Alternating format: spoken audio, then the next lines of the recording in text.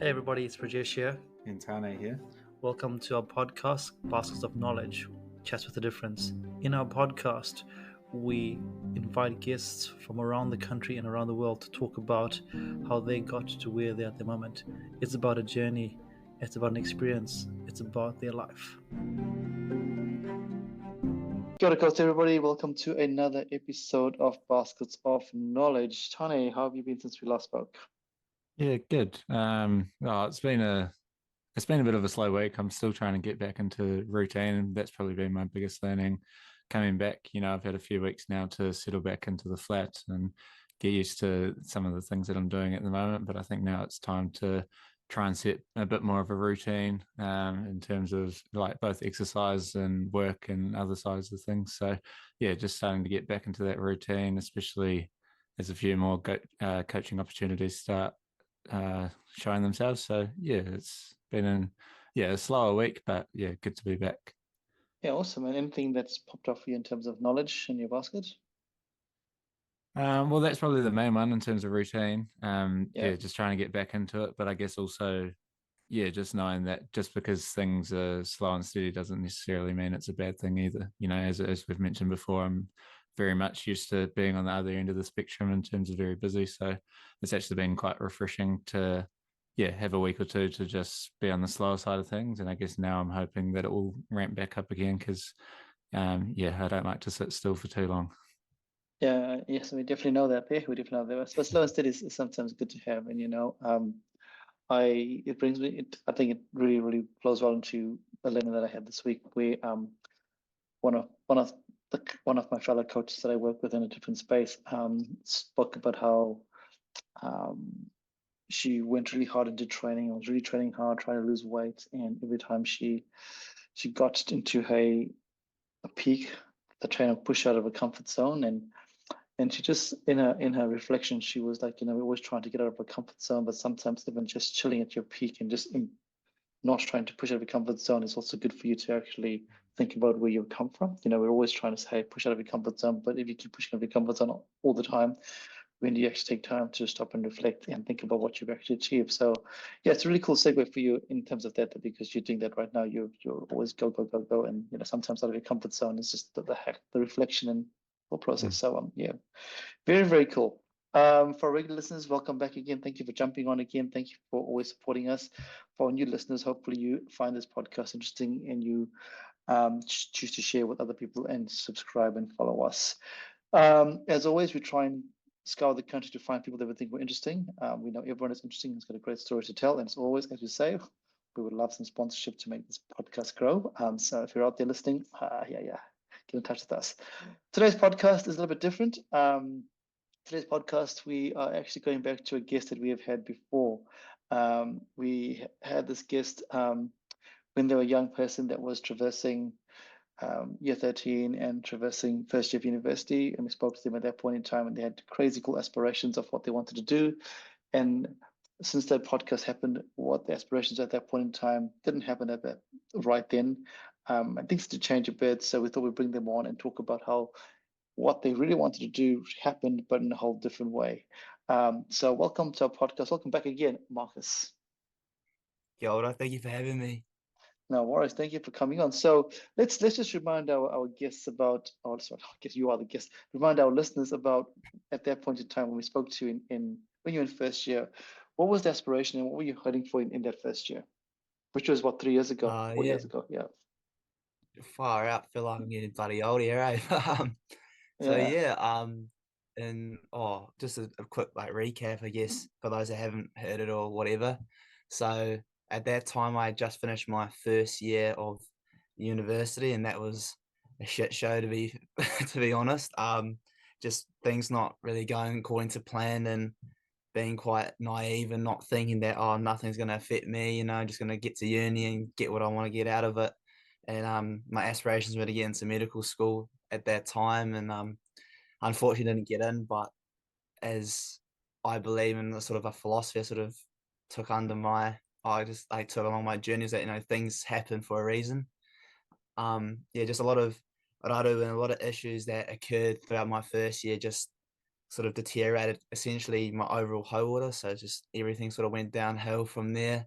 And yeah, I guess now 3 years later, I'm a different person and I reached those aspirations. So yeah, it's been a very, very long but informative and enlightening journey. Yeah. Yeah, and we'll dive into that because I think when we had our first podcast with you a few years ago, you didn't know about whether you were in medical school or not, and you were still on the vibe of getting into medical school. And as you said just before, you were like, oh, you came to university. Like a lot of people that come to university with the hey, this is not going to happen to me. And what are the things that happened to you in that first year that you, as you reflect back, you go, actually, wait a minute.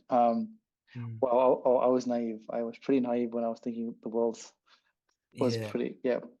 absolutely. Yeah. So there was a lot of whānau things that happened. So my koro was diagnosed. So he was previously diagnosed in 2018 with prostate cancer, level 4. So for those who don't know, level 5 is essentially terminal. So he was just on the verge of terminal cancer, so end of life essentially.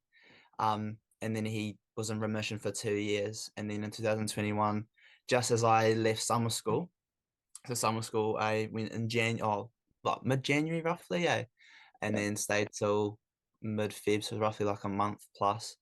And yeah, essentially like I found out I think it was the last week of summer school that my koro was he was diagnosed again with prostate cancer and it had spread to his lungs. So that was just a massive hit, like automatically.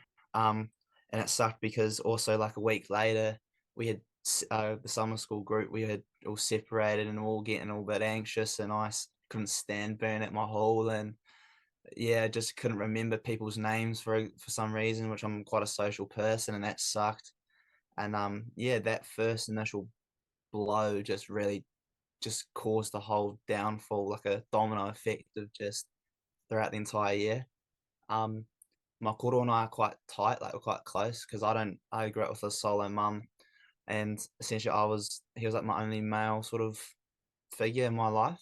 So losing him would be a massive shock. And the thing is that being like far away from Christchurch at the time, Otautahi, that um, especially when we're just about to start a massive course that I've been preparing for since year 10, essentially year 10, year 9. Um, it was just a big blow to the system and my focus and my confidence that really just took a big hit. And yeah, just trying to maintain contact as much as I could with back home, but like he couldn't even talk because it had spread to his lungs. So it was wheezing. It was awful. But those Sundays where I'd call him and he was telling me about the ants at the clinic or him being a little cheeky fellow, you know what I mean? Like stuff like that. It was always nice, but wasn't the same. I felt quite helpless and not really being able to assist in any way with my whānau and how he was going. That took a massive hit. Yeah, and then there's things that you couldn't really prepare for happened. And like for example, I lost one of my closest friends to drunk driving. I think it was a couple of weeks before exams started. So like just everything just tumbled over, and I didn't really know how to deal with it. And my ego, my pride sort of got the best of me, and I didn't want to ask for help. Essentially, like if I look back at now, I probably should just took the year off, like probably just be with my family and just readjust and recover. Because I think But would you have grown, Marcus? Would you have grown? exactly. That's the But question, right? Reflection is the okay. mature thing to have done at that time was to probably ask for help from yourself, and then even the Māori centre, that would have been awesome. Because I know that I would have had some assistance, but yeah, at the time I was fixated on a goal that in reality wasn't actually attainable. But I had learned a lot from a lot of people around me how to study, because even though doing really well in high school, but essentially being a little shit at high school, but good academically in high school doesn't translate to university. So yeah, before it was too late. I didn't really adapt well, and yeah, did okay, but not as well as I wanted to. And yeah, just therefore asking for help sort of that's the first lesson I learned, and I'd always had an issue with that growing up. Like I fixated on like being independent and being my own man type of thing because I never had one around me growing up.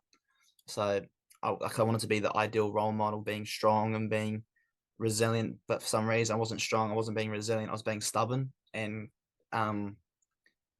ignorant, essentially. To the reality is that, like, no, it wasn't going to happen all in one. Like, Rome wasn't built in one day, And yeah, I had to talk to you. I had to talk to mum and come clean and say, like, I need help. Like, I need time. I need something that's gonna fix me, like, and provide some fulfillment, because I didn't come to university to essentially piss ass around and get into trouble or to drink my sadness away. Like, that's not what I'm gonna do. Like, I've never been like that. So yeah, it just came clean and was honest and truthful, saying, like, mate, I need help because I'm in a pit and I'm not going to achieve my goals if I continue to ignore it and push it further down the line. So, Yeah, and and I think a short, summary, that was it. Yeah. I think there were two parts to that thing. There were the parts that you couldn't control, like your quarter getting sick and your friend passing away. Those are things you couldn't control. But the thing that I think that's important to realize is there were things that you could control, and because of the ego, you didn't do that there. And that's a big learning, right? That's a learning. As you know, whenever we spoke, you're like, yeah, everything's all good, but internally, things were not good. And it took a lot of prodding and pushing to go, hey, Yeah. actually, let's have a chat and think about that. So when you finish your first year, all right, you have your journey. It wasn't the best year for you, and at that point, you realize, actually, I'm not going to get into medical school. And I still remember the phone call we had, and you were like, I wanted a science degree, but we actually focus on something different. And at that point, what is that like for you? Because here you are, you have a goal that you want to do a science degree because you want to become a doctor, and someone else is coming to say, hey, actually, you should do something different. What is that like for you? Because we had multiple conversations about that there Yep. before we chose something. But obviously, it's quite challenging. What is that like for you? Go, hey, wait a minute. Science is all I know. Science is what I want to do. But this person is saying to do something totally different. How did you feel about that?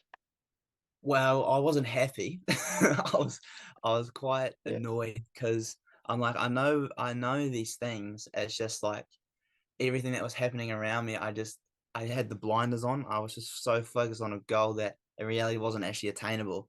For me personally, yeah, it was a big blow to my confidence. I was like, mate, I can do this. Like, have a bit of faith in me. But no, I had to think about it. I had to broaden my horizons. Think like, all right, firstly, can I achieve what I want to achieve? Yes.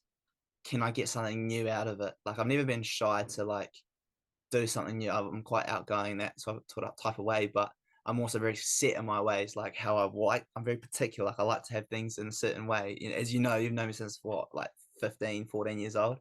So, like, yeah, you've known me for a very long time, and I'm very particular, like, how I have things done.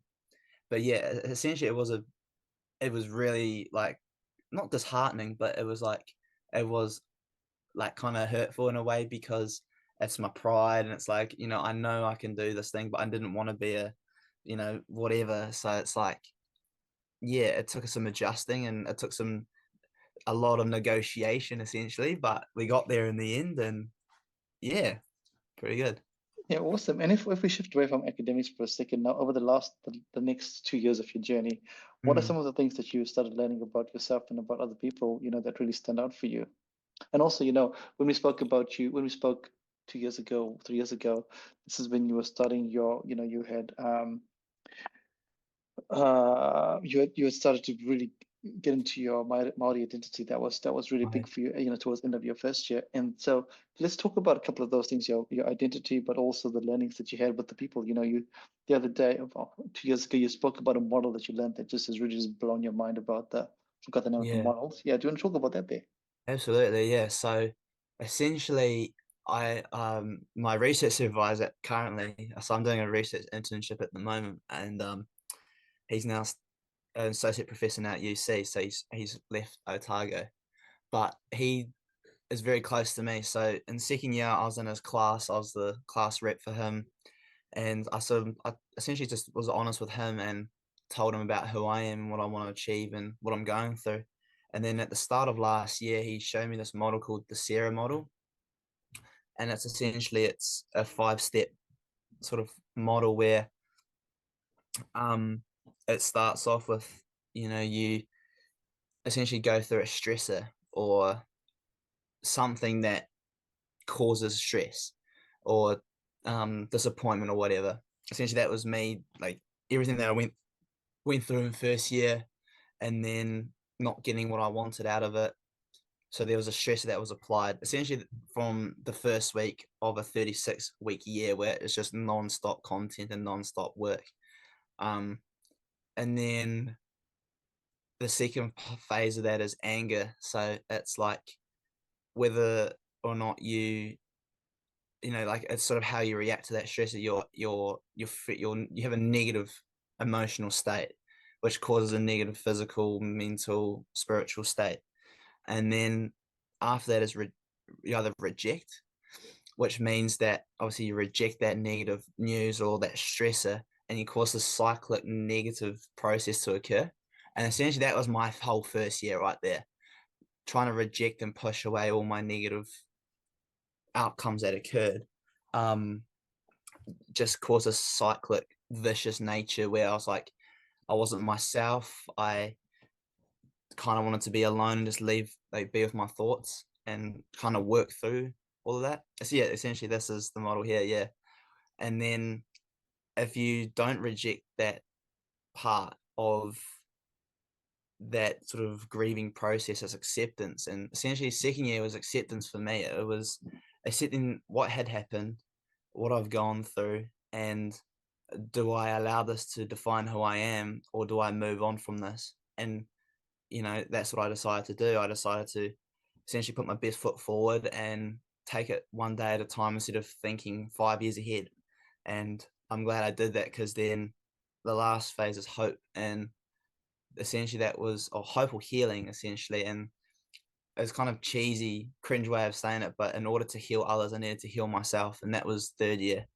And that was essentially looking and building formidable relationships with others and learning from others was a really great way of doing it. And yeah, I had gotten what I wanted out of that new degree, sport and exercise sciences. So I had a lot of help, especially from Tane. He was helping me out quite a bit. I was harassing him, being a whoreheart to him, but no, he did really, really well, and I got the grades that I knew I could always get and maintained that, and essentially like broke those negative stereotypes and stigmas that Māori have in accordance to education. And as you talked about before, my Māori identity, it was coming from And Christchurch.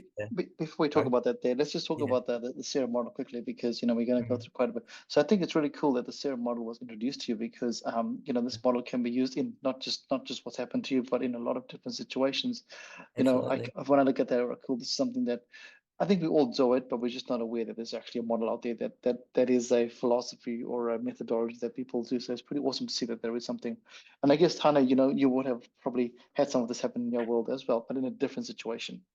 Yeah, definitely. I think it's very applicable to certain aspects of my life, especially, applying for things, trying to do new opportunities and not always getting them. And I think the hardest part is the acceptance and the rejection into acceptance, I guess, because it's so easy to reject, because it's easier to do that than actually accept that there's something. And I guess for me, talking more so in the mental health space, when I finally decided that I thought I'd go to a therapist, and again, it wasn't necessarily because I was really depressed or had something that was to a point where it was critical, but it was just a point in my life where I thought, hey, this is a good chance for me to accept that it doesn't have to be looked upon as something negative and something that's wrong with me, but more it's a sense of allowing me to have that opportunity to talk to someone once a month and know where I'm sitting, knowing where I'm at, especially with all the things that I do. I don't often have time to reflect on that on my own. And in doing so, it just allowed me to, really accept that it is okay to be that way. And as you say, it's applicable to a whole lot of different scenarios as well. So it's a really cool model to be aware of. Yeah, and I like what you just said there about, or every single one of us goes through shock, anger, rejection. That is what we do. We all do that there. It's the difference is when, as you said, going from rejection to acceptance, that is the hardest point. And it's easy for us to talk about it right now, but Tane and Marcus and myself, when we to go from rejection to acceptance, it doesn't happen overnight. It doesn't happen over 3 days or 4 days. It's a long process. And then, but to get to that process, you can't do it by yourself. Sometimes you need to do introspection, but also you need some outrospection from other people to say, hey, actually, this is it, but we can get out of it. Because sometimes we can get so dark in a hole that we don't see the light at the end of the hole, at the end of that tunnel there. Not saying that this works for everybody, but this is a great model to keep in mind that, hey, there is hope after acceptance. So yeah, and before we come back to you, Marcus, what is it like for you, Tane? Because as Marcus said that he started doing sports and exercise science, and this is your jam. What is it like in navigating somebody here who's now decided to pick up this program, but the goal was to get into a medical program, and you who's done this program here? What is it like for you mentoring somebody who became a friend, I guess, along the way?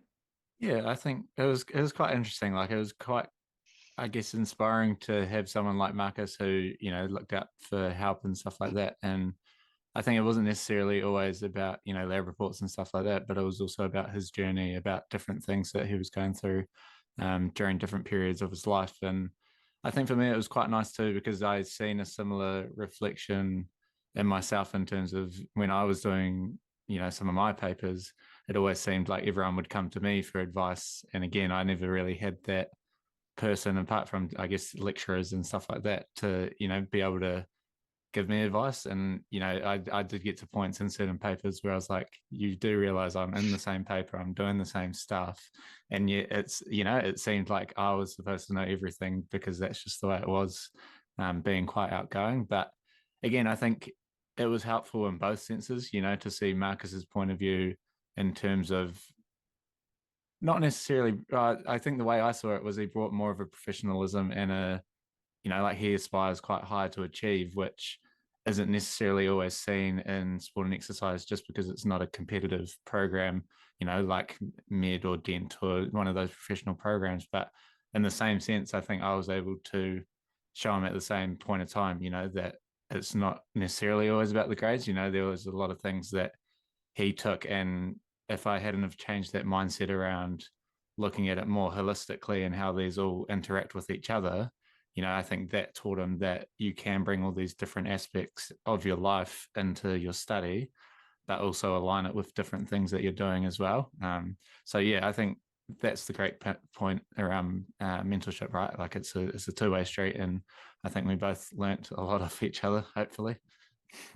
Yeah, absolutely, mate. Yeah, Marcus, I think one thing that we want to talk about is in your first year, you were just gung ho trying to get your grades and, not asking for help. But in the next 2 years, balance came into your life. Like Tana just said before, you still want to get the grades there, but you started getting involved in other things. Do you want to talk about that, how that was like for you? Because, you found your passion again. What was that like for you? I use the word passion quite loosely because everyone uses that word, but I'm going to say you found your thing again, your mojo.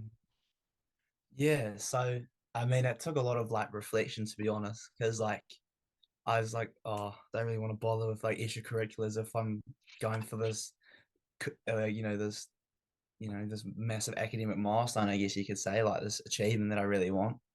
But yeah, no, I took upon like being a class rep for I think 5 papers across the last 2 years, so that's been pretty cool. So, yeah, I didn't realize that all my mates who had done it said like, nah, it's piss easy, it's bugger all work. And then, my first pay that I did it, there was a problem with the online exam. It took me an extra 7 weeks out of my holiday to bloody fix. But, getting emails like, oh, I need this paper to graduate. I'm like, oh shit. Like, I haven't even graduated yet, you know what I mean? So it's like pretty full on. But yeah, and then essentially I took away, like, I always knew I had leadership skills. I've always been told that, but I was a little bit too much of a cheeky fellow in high school to actually become a prefect. So I didn't get to actually use those. But yeah, in university, like I was in a bit of a low sense of self-confidence and self-esteem.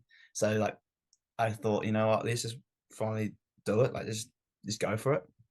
So yeah, then I became class rep for Specs 206, which is a Māori Hauora physical education paper, and that was under Jeremy Harpeta, so my current research supervisor, and he installed his faith into me, and essentially the class rep's job is to facilitate communication between student to lecturer, because I think a lot of students find that quite daunting and quite intimidating, and I definitely felt like that in my first year. Like, didn't really feel like I could talk to these lecturers, and no, it's actually they're normal people at the end of the day. They're just very, very smart. But essentially that so did another couple of papers and all that, and then I was also part of Te Rōpū Pūtaiao, so the Māori Science Leadership course, which was pretty cool. Even though, like I had said, I got some other commitments that I couldn't juggle all of them at the same time. And when we stretched too thin, I saw poor brother Tane.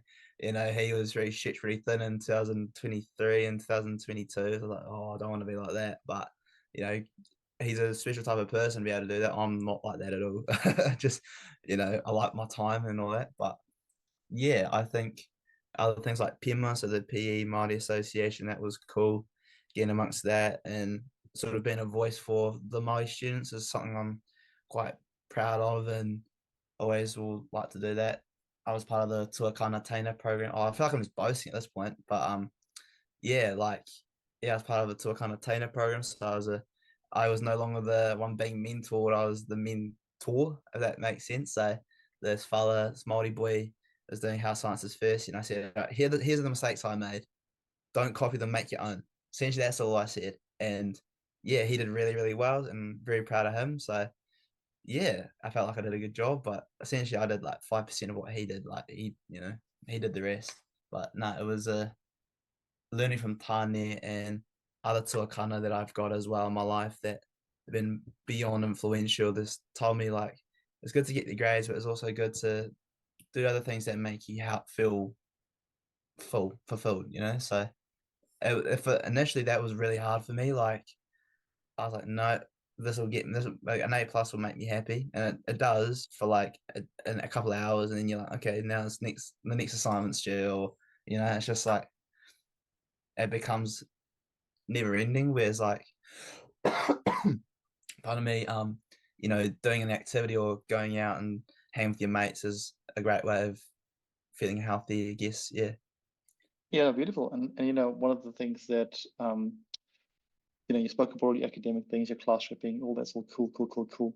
But I wanted to talk about the other thing that's probably more important in terms of you as a young person was in this journey was your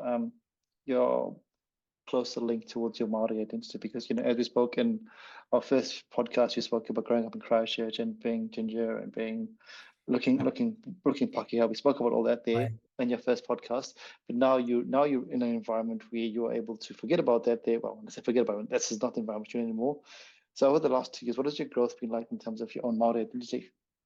Oh, absolutely. Yeah. So essentially, like, I just felt this strong disconnect during my first year. Like, I didn't feel like I knew many Māori students. I think from what I know, there was only one other that I knew.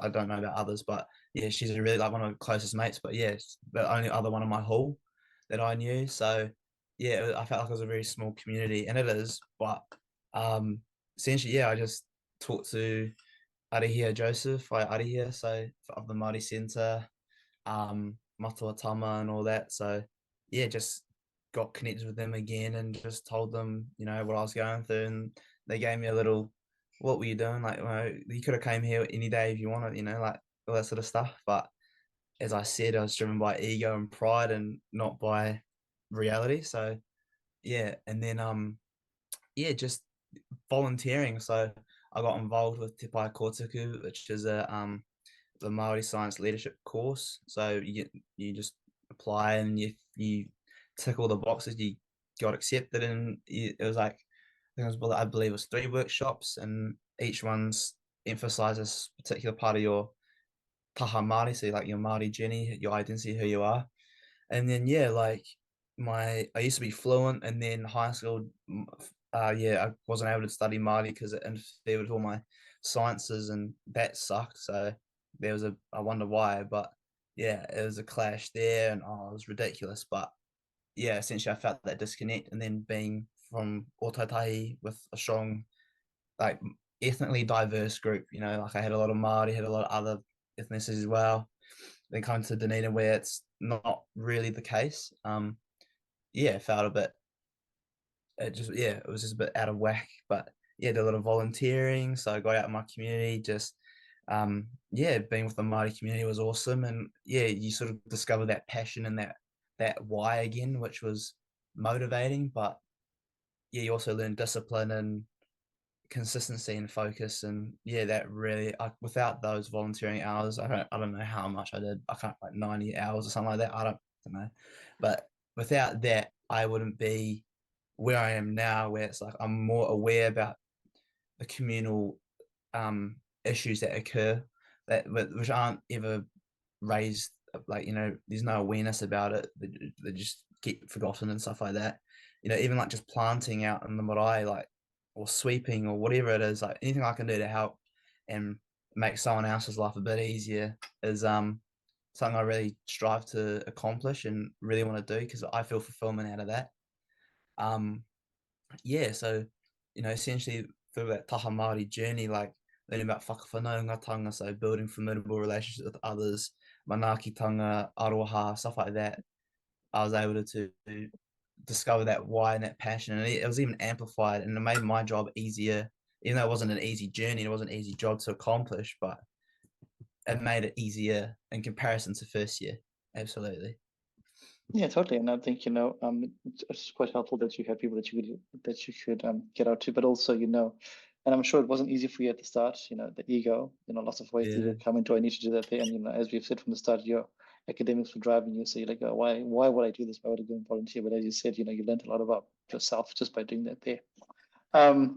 Let's fast forward. So you work hard, you do all these cool things here. 18th of December 2023, or 19th or whatever it was, what the date is. So you've graduated. You've done your graduation. You've got your degree, which is very cool. Well done. And now you're waiting. What does that wait like for you?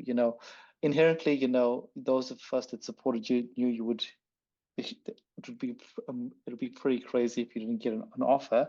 But obviously, the world is a crazy place. Things that we think are obvious might not happen. What does that wait for you like as you graduated, but you've got your degree, but that wasn't the goal. The goal was to get into medical school.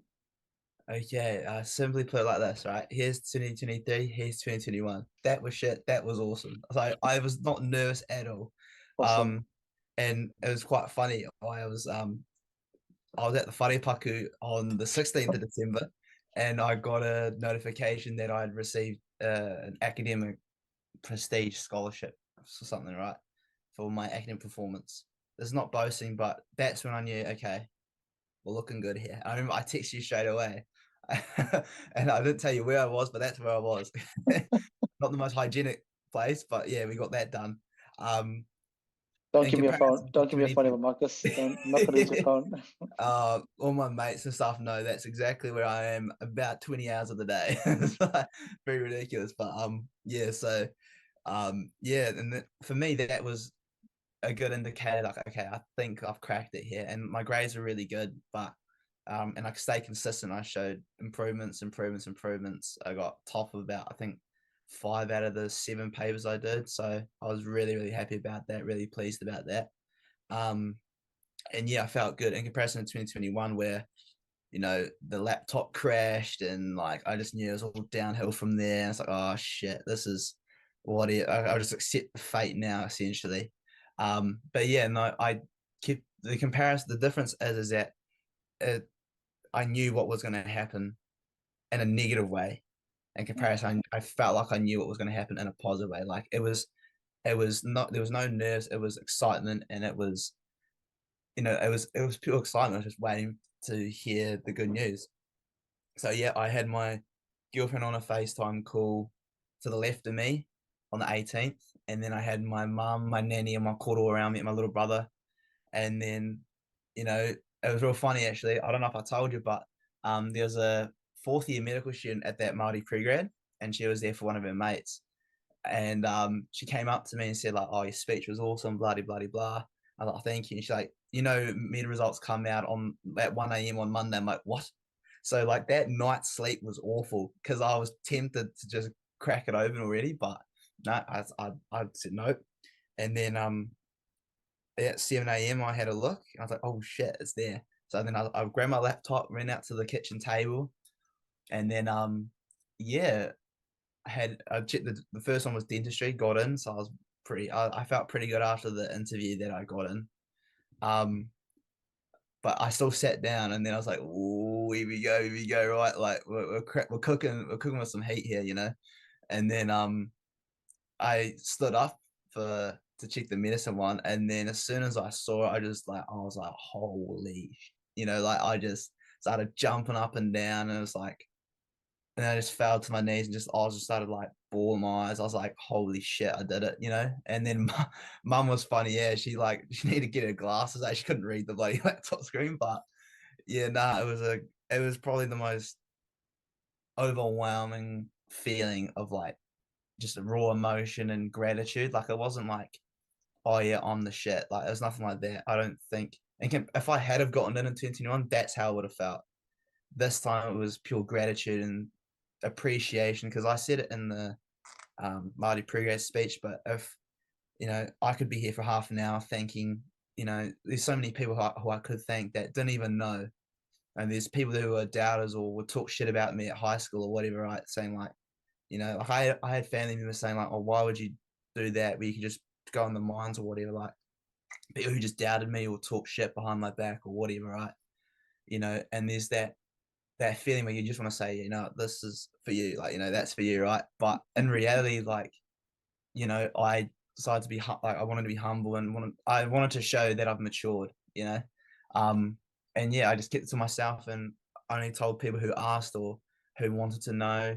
So yeah, and yeah, it was just the best Christmas present I could have ever asked for. So yeah, it was probably my second biggest achievement, I'd say. For me, it was growing from first to this year. So that's my biggest achievement, I think. And it's not like I don't get a medal for it. I don't get no one pats you on the back saying, oh, well done. Like, no, this is, I had to go through all that shit, all that adversity, working 3 times as hard as everybody around me, learning and making a few mistakes on the way. But it's like, I was so fixated on getting hundreds and, if I got a 99, like I didn't, but like, if I got a 99, I'd focus on the 1% that I got wrong. You know what I mean? So exactly right. Like I'd focus on the 1% I got wrong in comparison to here's the bigger picture here. And you appreciate, oh yeah, I did get one wrong. Shit, but I got one wrong, that's fine. It is what it is. And yeah, like I think I became a happier person. I am who I wanted to be. It just took a bit of time. And, as I said at the start, that everything happens for a reason. And yeah, I'm really happy with where I'm at now and my journey. And now I've got a new journey to start. So yeah, buzzing. I think that the biggest thing from there was the fact that the reaction was totally different. If you had got this in your first go, you'd been like, yeah, you wouldn't have changed. I just know you would have, the ego would have been there. Yep. You wouldn't have grown. And as you said, the biggest change for you was actually, hey, well, this is actually gratitude. So, and that's beautiful. And it's beautiful that you had the people that were important to you as opposed to some people want to share with the whole world. So yeah, that is really, really awesome. So well done. And you had all your people on site cheering you on. 99%. I didn't get one. Sorry. yeah. I think like I observed and I looked at, as you asked me before, what have I learned from others around me? Is that I learned that like it's gonna sound bad, but these corny TikTok videos and saying like, oh, you need this, you should need to wake up at 4 o'clock in the morning. You don't need to do that. Like you need to appreciate what's happening right now. Like if you wake up at 7 a.m., right? If you wake up at 12 p.m., you wake up at 12. I don't care how you do it. It's that you appreciate what's happening at that time and that you're happy and that you're healthy. Like I see these, we won't mention names, but PJ and I know certain someone that puts it out there too much and it's it doesn't get them anywhere, and like, yeah, I think I learned from that. And it's like, I don't want to be someone whose whole life is dependent on getting something. Like I want to constantly get a goal. Or if I don't get that goal, I'll work even harder so then make sure I get it next time. Or, like I think for me personally, it's like, I can't be dependent on, that's how I was in first year. Like I made it like my whole life is I want to get medicine. And then I didn't. I was like stuck in them. Like, oh shit, what am I? So like I've got my culture, I've got my whānau, I've got my friends, my partner. Like I've got sports. I blitz it in fitness now. Like in comparison, first I was a fat slob essentially. That was was living on Indomie noodles and and then the whole food, and then essentially whatever's around Fatty Lane. Like like it was essentially just like that, and then the books. So being able to transform, I guess, and learn the rights and the wrongs was But I think that's what a lot of us, this is a human flaw. It's just a Marcus thing where a lot of us are married to our titles of whatever we have. I am a doctor, I am this, I am a this, and then you forget that actually if you take away that title, what are you? And that happened to you while you're in first year. So the learning happened really, really great. For some people that doesn't happen until later on in their lives. So it's really, really, really good. Marcus, we've been speaking for almost 45 minutes. So just to wrap it up, Tane, any questions for Marcus before we wrap it up? Yeah, I think one question that I was having, or that I've thought about, because I've had it in my own journey as well, is in turn, I'm going to come back to your Māori identity. And do you ever get a sense or a feeling that you should go back home? That's where your whānau is, that's where you whakapapa to, and you whakapapa to other areas. So is there ever that sense of not letting them down, but I guess that sense of, oh, I should go back because that's my community and that's where I should be? Every day. Every day I go through that. Essentially it's for me, I don't want to work on someone else's time. I want to work on my time, and I don't want to return home until I feel like I've gotten everything that I want to get out of it before. I want to be able to provide better health outcomes and better life outcomes for people of my community, but not just, I don't want to singly focus on my community. I want to focus on everybody. So obviously start on my community first, then broaden out. I think I had to gain a bit of cultural competency, as I like to call it, before being, if I couldn't communicate in Māori to, my people, I feel like that's a big disconnect already. And, feeling whakamā and a bit timid and anxious to go back home is a big thing, and it's something that I've appreciated and acknowledged that it is like a massive thing to go through. And like at pre-grad I was getting harassed like quite a bit, like come home. I'm like, I will on my time, and they they're very appreciative of that. And I think for me personally, like it's just got to work on my time. I don't think there's not a due date, like it's not an assignment. It's like I will travel home when I feel like I'm ready, and right now I don't feel ready. Like I think I just need to do what I need to get done first, and be a little bit selfish essentially, like but still maintaining that bridge of contact. I think and communication is imperative to forming that relationship. I think that's quite cool. I think that's something I learned in first year as well. Like I was very much the same. I was like, oh, it just seems like it's a sense of belonging, or like it seems like everyone has to go back home because that's what like you've gone away, you've been given the opportunity, so you should give it back to the community. But I had a speaker come in and she was talking about, there are people that will stay home their whole lives and that's their duty and that's what they love to do and that's what they're passionate about. But there's also people who can go into different communities and they work with those communities, and that's not to diminish their value to their own community, but it's they're able to translate their ideas and enforce their ideas in other communities, and they almost make that their community and they better that community while also representing their own whānau and their own, so and I think that changed a lot for me, especially because I wasn't strong in my Māori identity. I thought that was, that's the common thing to do, is that you have to go home and, help out the marae and help out whānau back home, because that's, I thought that was the norm. But I think it's awesome that you've been able to recognize those things, but also, as you say, on your time, so that you don't feel pressured that you have to go back or that you're letting anyone down, because it is, sometimes it's just a misconception rather than an actual social norm. Exactly. You just don't want to feel pressure, right? Because that's not going to make that engagement any. You won't be excited for it. You just feel like, oh, I have to do it. Like, no, just do it on your own time. Yeah, absolutely. And I guess that refers back to the podcast we had a few weeks ago with Shaylin, where we spoke about home and where actually is home. Home is it's such a crazy thing, it's such a crazy concept, you fuck up over to a place, but also you move to a different place and that becomes your place and that becomes your place. And every place you go, you create a community. And then, like you said, Marcus, then you said, Tane, you've also spent a lot of time in Dunedin. That becomes a space where you start giving back to this community here because they have given you stuff. And then you go back to Taranaki or back to Otatahi and you give them back. And then Tane, you go back to, sorry, Marcus, you go back to Taranaki because that's where you fuck up too, and you give back. But at each stage, you're always giving back because they're your home.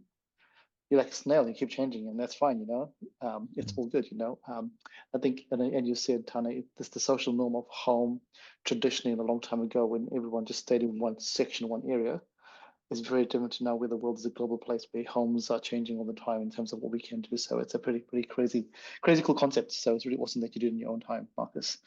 Marcus, last question for you. As you know, our podcast is called Baskets of Knowledge, and we invite our guests to provide one piece of knowledge to put into our basket. You've given us lots, but is there anything specific that you'd like our listeners, myself and Tana, to think about from your last few years of experiences about anything to bring to our basket of knowledge? I think just take your time, eh? I think take time to be grounded and be humble and appreciate what's around you. Certain things that you strive for aren't going to be on your tombstones. People are going to remember you for who you were and how you treated someone. And I think that for me, that was probably the biggest learning I've learned, is to just take time and just be kind to each other. And because the thing is that as what's going to be on, what people will remember you for at the end of the day is who you were as a person, how you treated someone. If you gave them the respect, then you treated someone with the utmost kindness and care, that absolutely that's what they'll remember you for. And I think that's what I'd say, is just to appreciate what's around you at that time, not 5 years in advance or whatever. Just think about what's in front of you, and right now. For example, it's appreciating that you and Tanya took time out of your busy schedules to talk to me and be on this podcast, or it's a good catch up. So did you, yeah.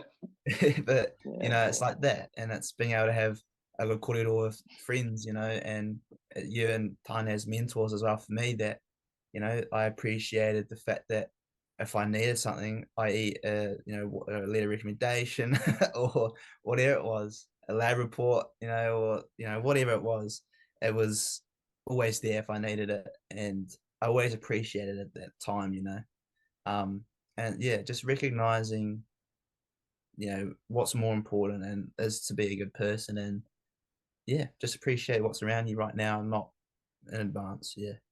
I love that, because there's actually two learnings in there.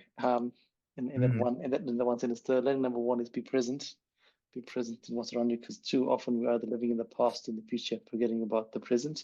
And the second one, which I think is the first one, is hard to do. You have to practice that. This is hard. But the second one is easy. The second one is just be a good, kind person. Be a good, kind person, and it costs nobody anything, and anybody can do this. Even if you're having a shitty day, it doesn't take you a second to smile at someone and say, "Hey, how are you doing?" That's it. So beautiful learnings there, Marcus. Beautiful learnings there. Marcus, thank you for jumping on today. It's really awesome coming back, 3 years after our first podcast to where you are now, and the growth that you've had is really quite immense. And you got into med school, that's cool, it's awesome, but it's not about that. It's about the learnings that you had along the way, which are probably the most important things. And as you go through your next stage, as you said before, over the next 5 years, there'll be lots and lots of learnings you'll have, and and you'll change and grow as a human being, as we all do. And if you don't change, then something's wrong. So, any last words, Tana, before we wrap it up? It's been a good podcast. I've enjoyed it, and it's been cool to see Marcus's journey. And I think, he proves that that's not always straight sailing, and I think that's a timely message for a lot of people. But it's been cool that he stuck with it. Because it's, as we say, it's just as easy to go back home or fall back on something else that's comfortable. But he stuck at it. He changed his mindset and his philosophy, and I think he's much better off for it in the long run. So it's been pretty cool to see. That's awesome. Exactly. Marcus, thank you very much for jumping on. For our listeners, hopefully you enjoyed this podcast. Hopefully you picked up something new. If you didn't pick up something new or interesting, jump back again and listen again, because I promise you there's a lot that is in this podcast here. Till next time, be safe, keep smiling, be kind, be a good person, be present. And don't forget to like, share, and comment on our podcast, because we love you to share this information around. But the most important thing, apart from being kind and being present, is don't forget to put something into your basket of knowledge. Till next time, ka kite. Bye, everybody.